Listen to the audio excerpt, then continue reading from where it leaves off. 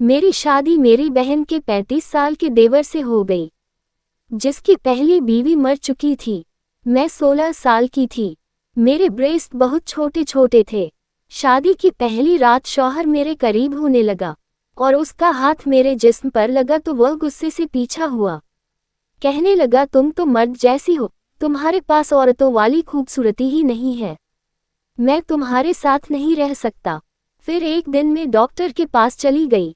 फिर उस डॉक्टर ने मेरे सीने को, मेरा नाम मलका है, वैसे तो मैं गोरी चिट्टी थी, मेरे नैन नक्श भी अच्छे थे, लेकिन मैं दुबली पतली बहुत थी। बचपन से ही मुझे खेलने कूदने का बड़ा शौक था। अक्सर मैं गली मोहल्ले में खेलती नजर आती थी। घर में सबसे छोटी थी, इसलिए माँ बाप का प्यार मेरे साथ कुछ ज्यादा ही था। मुझसे बड़ी 3 बहनें थीं, जो कि शादीशुदा थी। मेरा वक्त ज्यादातर लड़कों के साथ ही गुजरता था, इसलिए मेरा पहनावा भी ऐसा ही था। मैं लड़कों की तरह ही शर्ट और जीन्स पहनती थी, सर पर टोपी लगाए रहती थी। क्रिकेट, बैडमिंटन, फुटबॉल मेरी पसंद के खेल थे। मुझे पता ही ना चला कि कब वक्त गुजर और मैं 16 साल की हो गई। मैं 16 साल की हुई तो मेरी माँ ने मुझे ज़बरदस्ती घर पर बिठाना शुरू कर दिया। कहने लगी, लड़की हो तुम घर पर रहा करो, शर्म नहीं आती, इतनी बड़ी हो गई हो।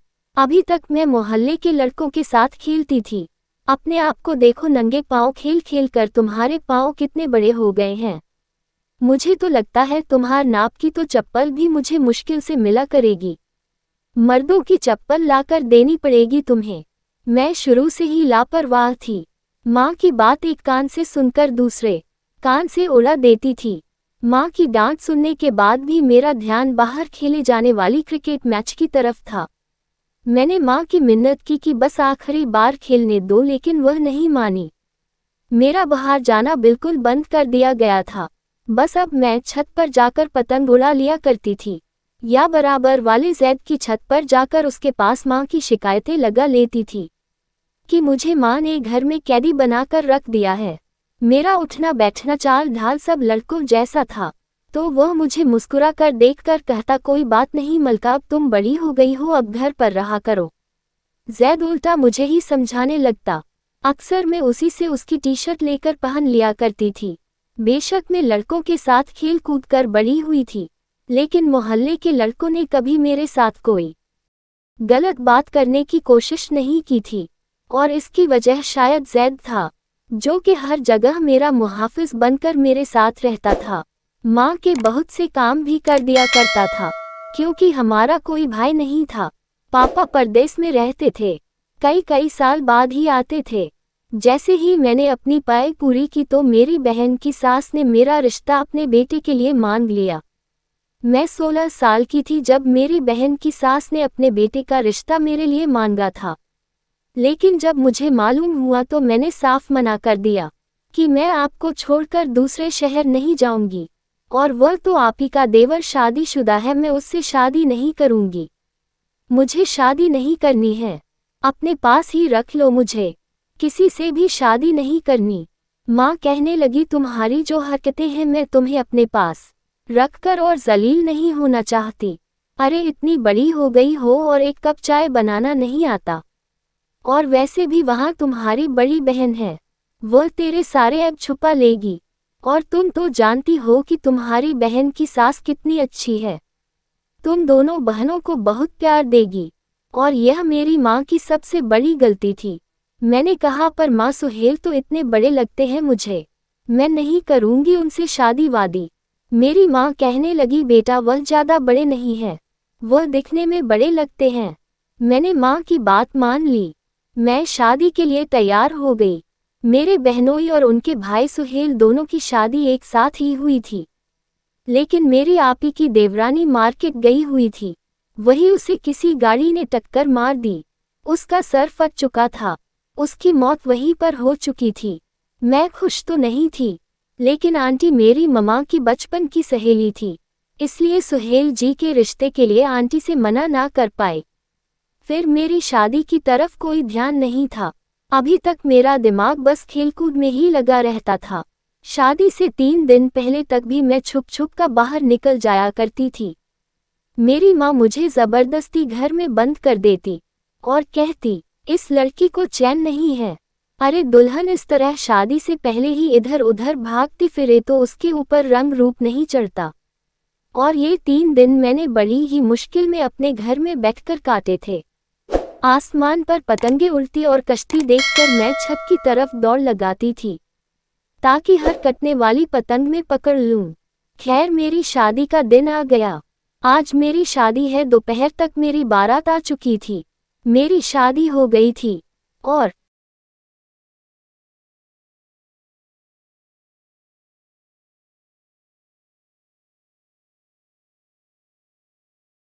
रात को ट्रेन से ही वापसी का सफर भी शुरू हो गया था। बहनोई और आपी भी हम लोग से अलग बैठे थे। मैं और सुहेल ही एक साथ थे। दुल्हन बनी घूंघट में मैं ट्रेन में बैठी बहुत बोर हो रही थी। मेरा शौहर सुहेल मुझे बार बार बड़ी गौर से देख रहा था। मैं बहन के घर में ज्यादा आना जाना नहीं करती थी। मेरा अपने बहनों के यहाँ जाना ना जाने के बराबर था। लेकिन मेरी बहन की सास जो कि मेरी माँ की सहेली भी थी, इसलिए बीच बीच में वह हम सब से मिलने आ जाया करती थी। हफ्ता 10 दिन रहकर वापस जाती थी। मुझे ज्यादा मतलब नहीं था ना बहन बहनोई से नहीं मेरी माँ की सहेली से, इसलिए मुझे आंटी के रवैया के बारे में ज्यादा कुछ नहीं पता था और न ही अपने शौहर सुहेल जी के बारे में। बेशक मेरा सारा बचपन लड़कों के साथ खेल कूद कर गुजरा था, लेकिन जिन नजरों से वह मुझे देख रहे थे और जो उलझन मुझे उसकी नजरों से महसूस हो रही थी, ऐसे कभी मुझे उन लड़कों से नहीं हुई थी जिनके साथ मैं बचपन से खेलती चली आ रही थी। वह मेरे बहुत करीब बैठा था। एक तो पहली बार मैं ट्रेन का सफर कर रही थी और फिर वह भी इस भारी दुल्हन के जोड़े में। मैंने तो आज तक सलवार कमीज भी ढंग से नहीं पहना था, जीन्स और शर्ट पहनती थी। इस वक्त इस दुल्हन के भारी लहंगे में मुझे सब उलझन महसूस हो रही थी। बड़ी मुश्किल से मैंने 15 घंटे का सफर पूरा किया था। ये सफर अपने इस भारी लहंगे के साथ ही किया था। रात को सोने से पहले से ज्वेलरी जरूर उतार दी थी। अपने शहर पहुंचने के बाद मेरी सास मेरी बहन को कहने लगी उसका सारा हुलिया ठीक करो, कमरे में ले जाकर अच्छे से मेकअप वगैरह कर दो और उसे कमरे में बिठा दो। मेरी आपी मेरा लहंगा घूंघट सही करके मुझे पलंग पर बिठाकर चली गई। मैं बहुत घबरा रही थी। आपी भी कहने लगी मलका घबराओ मत, मैं जा रही हूँ आराम करने। मैंने कहा ठीक है चली जाओ। मैं थकान से नींद से बेहाल थी क्योंकि ट्रेन में मुझे ठीक से नींद नहीं आई थी। मैं हमेशा नींद की बड़ी पक्की थी। जब भी मुझे नींद आती मैं चाहकर भी खुद को जगा नहीं सकती थी, इसलिए अपने शौहर का कमरे में आने का इंतजार भी मैं नहीं किया था। तकिए पर सर रखकर मैं सो गई थी। अचानक से आधी रात के वक्त मेरी आंख खुली थी। देखा सुहेल सोफे पर तकिया रखकर सो रहा था। ये देखकर मुझे शर्मिंदगी सी हुई थी। मुझे उसका इंतजार करना चाहिए था। फिर मैंने घड़ी पर नजर डाली तो रात के 2 बजे रहे थे। मुझे बहुत भूख लग रही थी। मुझे नाश्ता करवा।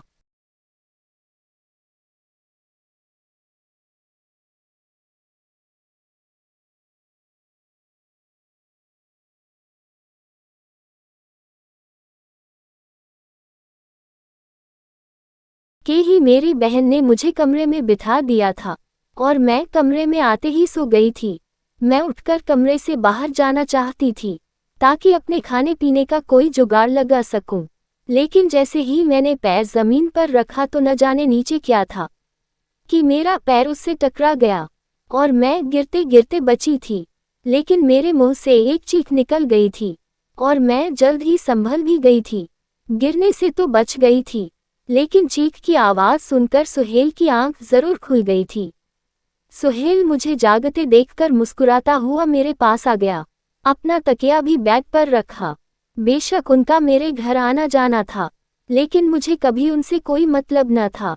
अब सुहेल मेरे लिए बिल्कुल अनजान था। वह मेरे पास आकर बैठ गया। कहने लगा हो गई नींद पूरी?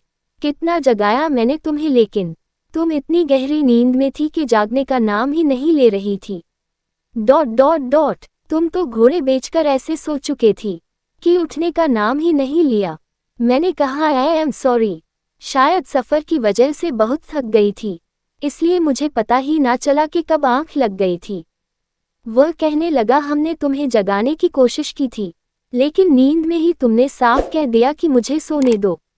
उसने गहरा सांस लेते हुए मुझे अजीब नजरों से देखा था। मुझे तो ऐसा कुछ भी पता नहीं था, लेकिन ऐसा मुमकिन भी था क्योंकि गहरी नींद में जब माँ मुझे उठाती थी तो मैं उन्हें भी ऐसे ही कहती थी। उस वक्त मुझे काफ़ी शर्मिंदगी महसूस हो रही थी। मैं अभी यही सोच रही थी कि कैसे सुहेल से यह कहूँ कि मुझे भूख लग रही है। तभी उसने मेरा हाथ थाम लिया। कहने लगा, बेशक मेरा आना जाना तुम्हारे घर पर था, मिलना जुलना था, लेकिन मैं तुम्हें पहली बार देख रहा हूँ। जब मेरी माँ ने मुझे तुम्हारे लिए पूछा था, मैंने अपना फैसला माँ पर छोड़ दिया था, लेकिन फिर सोचने लगा पता नहीं तुम कैसी होगी, लेकिन तुम खूबसूरत हो। मुझे अपनी माँ के फैसले पर कोई एतराज़ नहीं है, बल्कि खुश हूँ कि मेरी माँ ने इतनी खूबसूरत लड़की मेरे लिए चुनी है। फिर उसने साइड टेबल की तरह से चेन निकाली और मुझे पहना दी। कुछ देर तक वह मेरी तारीफ करता रहा। मेरे लिए सब कुछ नया नया और बहुत ही अनोखा था, क्योंकि अब तक जिन लड़कों के साथ में खेला करती थी वह मुझे लड़का ही समझा करते थे, कभी मुझसे ऐसी बात नहीं करते थे। इसलिए सुहेल के मुंह से अपनी तारीफ सुनकर मुझे अच्छा लग रहा था। उसका मेरे चेहरे को छूना, धीमे धीमे लहजे में बात करना, सब कुछ अच्छा लग रहा था। लेकिन अचानक से वह मेरे हाथ देखकर चुपसा हो गया। कहने लगा, तुम्हारे हाथ लड़कियों जैसे खूबसूरत क्यों नहीं है, मोटे क्यों है। उसने मेरे हाथों को छोड़ दिया था। कहने लगा, मुझे लड़कियों में मर्दाना झलक बिल्कुल अच्छी नहीं लगती। मैंने अपने हाथ गौर से देखे, शायद मुझे लड़कियों की तरह नाखून बढ़ाने का शौक नहीं था, नहीं अपने हाथों की केयर करने की मुझे कोई परवाह थी। इसलिए मेरे हाथ बड़े रूखे थे, हर वक्त लड़कों वाले खेल खेल कर मोटे से हो गए थे। वह बेड से उठकर अलमारी के पास चला गया और अलमारी खोलकर उसने एक रेड कलर का ड्रेस मुझे थमा दिया। कहने लगा, जाओ उसे पहन कर आओ। मैं खुद भी उन भारी कपड़ों से तंग आ चुकी थी, इसलिए मैंने शुक्र अदा किया। लेकिन जैसे ही वॉशरूम में जाकर उन कपड़ों को देखा तो वह बहुत ही बारीक सी नाइटी थी, लेकिन मैंने शर्माते हुए वह पहन ली थी। उसे पहनते हुए मैं बेहद नर्वस हुई थी। मैं कमरे में आई तो सामने ही सुहेल हाथ में परफ्यूम की बोतल पकड़े खुद पर स्प्रे कर रहा था। मुझे देखकर मुस्कुराता हुआ मेरे पास आ गया, मुझ पर स्प्रे करने लगा। कहने लगा, मुझे इस परफ्यूम की खुशबू बहुत पसंद है। ये कहकर मुझे अपने आप से लगाए बैग पर ले आया। मुझसे प्यार भरी बातें करने लगा। उसकी नज़रें मेरे पूरे जिस्म पर घूम रही थी, पर मैं बहुत शर्मा रही थी, क्योंकि ऐसी नज़रों से मेरा पहली बार सामना हो रहा था। कुछ ही देर में उसने मुझे अपनी आगोश में समेट लिया था। उसके हाथ मेरे जिस्म के हर हिस्से का सफ़र कर रहे थे, लेकिन ब्रेस्ट पर जाकर रुक गए।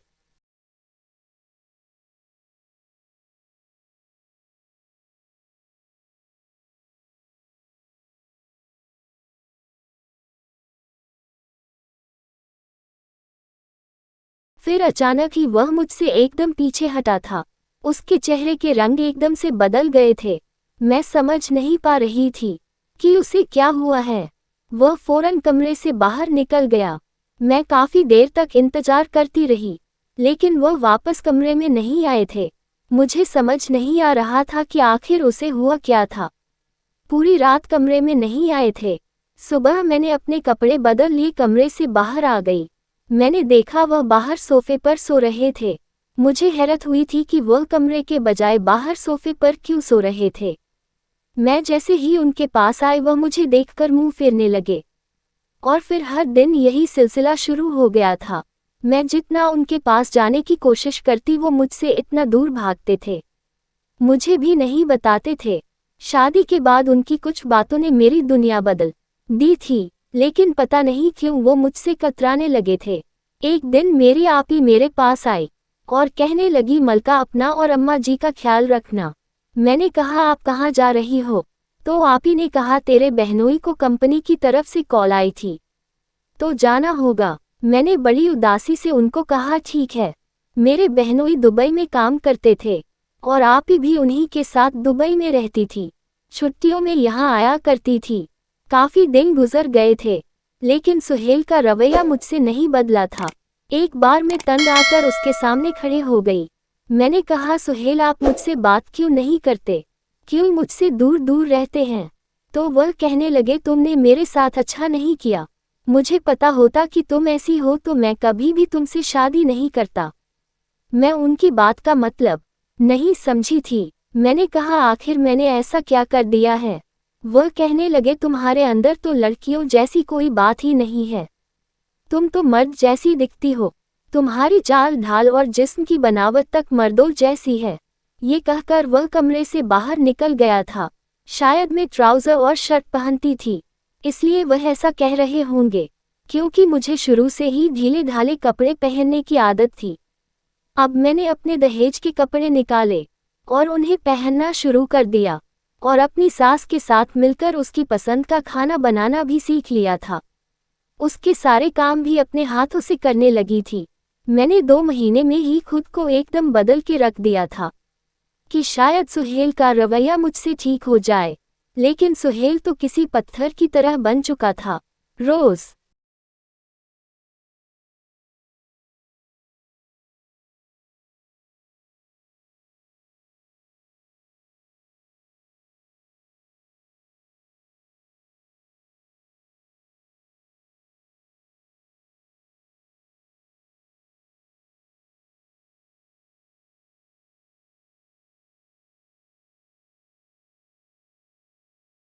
रात को देर से घर आता और सोफे पर लेट जाता। मैं उनकी मोहब्बत पाना चाहती थी। आखिर एक नेचुरल सी ख्वाहिश थी। मेरी शादी हुई थी और पहले मैं जो हर चीज से लापरवाह रहती थी, अब सुहेल की पसंद में ढलकर अपनी पर्सनैलिटी तक खो बैठी थी। मैंने खुद को सुहेल की पसंद में ढलने की हर मुमकिन कोशिश करके देख ली थी, लेकिन वह ऐसा ही था, मुझसे अभी बात नहीं करता था। एक रात में सो रही थी, मुझे चिल्लाकर बात करने की आवाज़ आने लगी और शोर से मेरी आंख खुली थी। मेरी सास और सुहेल की आपस में बहस हो रही थी। मैं कमरे का दरवाज़ा खोलकर बाहर आई तो सास के कमरे की लाइट जल रही थी और कमरे से बहस करने की आवाज़ आ रही थी। मैं कमरे तक पहुंच गई थी, लेकिन जो बात सुहेल और मेरी सास के बीच हो रही थी, वह सुनकर मेरे होश उड़ गए थे। सुहेल अपनी माँ से कह रहा था कि वह एक और शादी करना चाहता है, और यह सुनकर तो मेरे पैरों के नीचे से ज़मीन निकल गई। मेरी सास कहने लगी, खबरदार जो तुमने ये अल्फाज अपनी ज़बान से निकाला। सुहेल कहने लगा, मैं मलका के साथ नहीं रह सकता। मेरी सास कहने लगी, क्यों, ऐसी कौन सी खराबी है उस बच्ची में? उसने तुम्हारी खातिर खुद को बदल कर रख दिया है। खाना बनाती है, तुम्हारे सारे काम करती है, पूरे घर को उसने संभाल लिया। अपने पहनने और चलने फिरने का तरीका बदल लिया। एक तुम हो कि तुम उस पर सौतन लाकर बिठाना चाहते हो। वह कहने लगा, माँ मैं आपको नहीं बता सकता कि उसमें क्या कमी है। मैं क्या, उसके साथ तो कोई भी मर्द जिंदगी नहीं गुजार सकता। मलका कहे तो मैं उसे तलाक भी दे दूंगा, और चाहे तो मेरे नाम के साथ भी जिंदगी गुजरती रहे, मुझे कोई फर्क नहीं पड़ता। ये कहकर वह कमरे से बाहर निकला तो मुझे देखकर गुस्सा गया था। मेरी आंखों से आंसू बह रहे थे। वह मुझसे नज़र चुराते हुए कमरे में चले गए। मैं भी उनके पीछे कमरे में आ गई।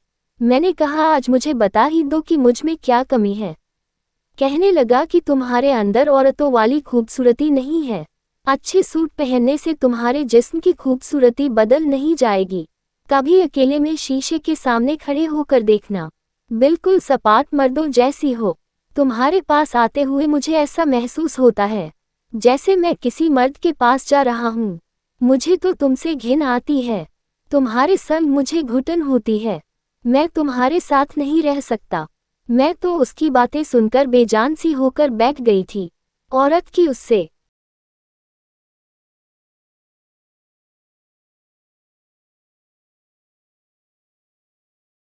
बड़ी जिल्लत और बेइज्जती क्या हो सकती थी।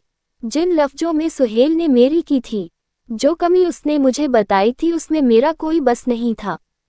फिर मेरी सास ने मुझे कहा कि तुम्हारी जब से शादी हुई है तो अपने घर नहीं गई हो, तुम अपने मायके चली जाओ। मैंने कहा कि मैं मायके नहीं जाऊंगी, फिर सुहेल दूसरी शादी कर लेंगे। मेरी सास कहने लगी कि मैं उसे समझाऊंगी कि तुम उसका हर काम वक्त पर करके दे रही हो, इसलिए तुम्हें उसकी कदर नहीं है। जब तुम यहाँ नहीं रहोगी तो वह तुम्हारी कमी महसूस करेगा, फिर उसे तुम्हारी कदर होगी। मुझे अपनी सास की बात ठीक लगी थी। मैं वापस अपने मायके आ गई। मैं क्या करूं, मैं माँ के गले लगकर बहुत रोई। माँ ने सोचा कि मैं उनके दूर रहने की वजह से उदास हूँ, इसलिए रो रही हूँ। अभी मुझे आए 1 ही घंटा हुआ था कि जब मोहल्ले के सारे लड़के जो मेरे ही उम्र के थे मुझसे मिलने आ गए, लेकिन मैं आज उनसे दूरी बनाकर मिल रही थी, क्योंकि मेरी सोच बदल गई थी। उन लड़कों में एक लड़का जैद भी था। मेरी सबसे ज्यादा दोस्ती उसके साथ थी। वह भी मुझसे मिलने आया था। मैं सबसे हंस हंस कर बात कर रही थी, लेकिन दिल ही दिल में परेशान हो रही थी। मुझे सोहेल की फिक्र सताए जा रही थी। सब मुझसे बातों में लगे थे। एक जैद था जो चुप था। वह लगातार मुझे देखे जा रहा था। जब सब चले गए तो वह मेरे पास आकर बैठ गया। कहने लगा, तुम्हें क्या हुआ है मलका, इतनी उदास क्यों हो? मैंने कहा, नहीं तो बहुत खुश हूँ। ये कहते हुए मेरी आंखें ना चाहते हुए भी नम हो गई थीं। वह मेरे चेहरे और मेरी आंखों को बड़ी गौर से देख रहा था। कहने लगा, नजर आ रही है मुझे तुम्हारी खुशी। बचपन साथ गुजरा है, हम साथ खेलते हैं, साथ हंसते हैं और साथ रोए भी है, इसलिए मुझसे झूठ मत बोलो। अगर सुहेल ने तुम्हें कुछ कहा है तो बस तुम एक बार इशारा कर दो, फिर देखो साले को कैसे ठीक करता हूँ। उसने अपनी नाक चढ़ाते हुए मुझसे कहा था। मैंने कहा, तमीज से बात करो, तुमसे बड़े हैं। वह कहने लगा, तुम्हारी आंखों में आंसू लाने वाला जो वजह बनेगा तो उसे छोड़ूंगा नहीं। मैंने कहा, जैद वो बहुत अच्छे हैं, अब मैं उसे क्या बताती। मेरी दोस्ती जैद की बहन के साथ बचपन से बहुत अच्छी थी और शादीशुदा भी थी। सोचा जाकर उससे मसले का हल पूछ लूं, शायद मेरी मदद कर दे। अगले दिन मैं जैद के घर चली गई। जैद इस वक्त अपने बाबा के साथ उनकी दुकान पर जाया करता था। उनकी अपने कपड़ों की कई दुकानें मार्केट में थी। वह अपने पापा के साथ मिलकर उन दुकानों को संभालता था। इसलिए शाम को ही घर लौटता था। मैं दोपहर के वक्त घर गई थी, क्योंकि अगर जैद घर पर होता तो मेरे सर पर ही मंडलाता रहता। मुझे देखकर जैद की बहन बहुत खुश हुई थी। मुझसे मेरी शादीशुदा जिंदगी के बारे में पूछने लगी। मैंने उसे यही कहा, सुहेल बहुत अच्छे इंसान है और मैं बहुत खुश हूँ। फिर मैंने उससे झिझकते हुए वह सवाल पूछ ही लिया जो मेरी जिंदगी का मसला बन गया था। उसने मुझे बताया कि एक लेडी डॉक्टर है, वह मुझे उसके पास ले जाएगी, जो इस मसले का इलाज करती है। मैं खुश हो गई। मैं चाहती थी बिना किसी से कुछ कहे मेरे इस मसले का हाल हो जाए। अगले दिन मैं जैद की बहन के साथ उसे लेडी डॉक्टर के पास चली गई थी। उसने मुझे कुछ दवाएं दे दी और अच्छी खुराक खाने के लिए भी कहने लगी। मैं